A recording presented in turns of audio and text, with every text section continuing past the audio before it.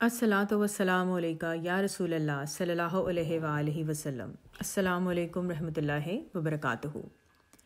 آج کتاب جواہر العشق سے، جو کہ شیراز شوکت چشتی صابری نے لکھی ہے، اس سے جو میں چیپٹر بیان کروں گی اس کا نام ہے قرب مرشد۔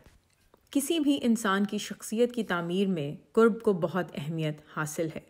جیسی قربت ہوگی، یعنی جیسی سنگت ہوگی، جیسے آپ کے ساتھی ہوں گے، ویسا ہی آپ کا کردار ہوگا۔ جیسے میاں محمد بخش رحمۃ اللہ نے فرمایا ہے، ان کی شاعری جو کہ پنجابی زبان میں ہے، اس کا مطلب یہ ہے: اچھے بندے کی دوستی ایسے ہے جیسے عطر فروش کی دکان ہو، چاہے اس سے آپ کچھ بھی نہ خریدو، لیکن اس کی دکان کے پاس سے گزرو تو بھی آپ کو خوشبو آئے گی۔ اور برے بندے کی دوستی ایسے ہے جیسے لوہار کی دکان، آپ اپنے کپڑے بچا بچا کر بھی گزریں گے تب بھی چنگاریاں آپ پر گریں گی۔ اللہ کا قرب پانے کی خاطر لوگ مرشد کی تلاش کرتے ہیں، ان کا قرب حاصل کرنے کی جد و جہد کرتے ہیں، لیکن سب کا کامل یقین ہوتا ہے کہ مرشد ہی وہ کامل ہستی ہے جو آپ کو اللہ اور اس کے رسول صلی اللہ علیہ وآلہ وسلم کا دیدار کروا سکتی ہے۔ قرب دو طرح کا ہوتا ہے، ایک وہ کہ آپ مرشد کی صحبت میں زیادہ سے زیادہ وقت گزاریں تاکہ آپ کو ان سے عشق و محبت ہو جائے۔ دوسرا قرب یہ کہ آپ کا مرشد کے پاس زیادہ وقت گزارنا ممکن تو نہیں، لیکن آپ ہر وقت ان کی یاد میں رہو۔ زندگی کے ہر معاملے میں ان کو مد نظر رکھو، دونوں صورتوں میں آپ کا عشق بڑھے گا۔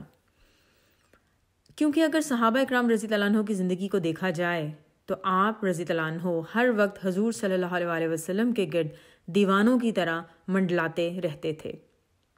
سب کاموں سے فارغ ہو کر بہترین مصروفیت قرب رسول صلی اللہ علیہ وآلہ وسلم ہوتی۔ جیسے جیسے مومنین کی تعداد میں اضافہ ہوتا گیا، حضور صلی اللہ علیہ وآلہ وسلم کا زیادہ وقت مسجد نبوی میں سب کے ساتھ گزرتا۔ جب ہر وقت محبوب کی نظروں کے ساتھ رہا جائے تو یقیناً ایسی ہی جماعت پیدا ہوگی جو اللہ اور رسول صلی اللہ علیہ وآلہ وسلم کے پیغام کو ساری دنیا میں پھیلا دے۔ لیکن سوال یہ ہے کہ آج میرے نبی پاک صلی اللہ علیہ وآلہ وسلم کے دین کا پرچار کرنے والے کیا کر رہے ہیں؟ جیسے جیسے ماننے والوں کی تعداد میں اضافہ ہوتا جاتا ہے، مرشد صاحب کا مریدوں میں بیٹھنا کم ہو جاتا ہے، جبکہ کئی جگہوں پر تو پہلے اپوائنٹمنٹ لینی پڑتی ہے، وہ بھی مختصر وقت کے لیے۔ کئی جگہوں پر آپ کو اپنا مسئلہ بتانے کے لیے لیٹر لکھنا پڑتا ہے، پھر کچھ وقت کے بعد جواب ملتا ہے۔ یہ کون سا دین ہے؟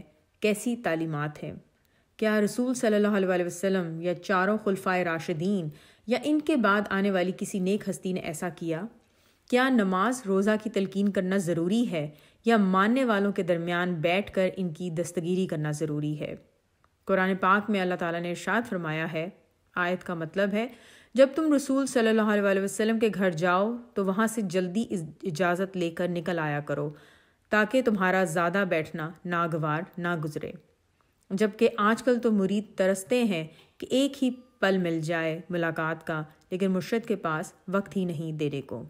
پھر اللہ پاک فرماتا ہے کہ جس کا مفہوم ہے: ایمان والوں، رسول صلی اللہ علیہ وآلہ وسلم کو تم سے کچھ نہیں چاہیے، بس قربت کی محبت چاہیے۔ یہاں حال یہ ہے کہ مرید محبت نچھاور کرنے کو تیار ہے، لیکن مرشد چند ایک کے سوا کسی سے محبت لینے کے روادار نہیں۔ خدارا اندھی تقلید مت کریں، صرف ذکر لینے کی خاطر کہیں مرید نہ ہو جائیں۔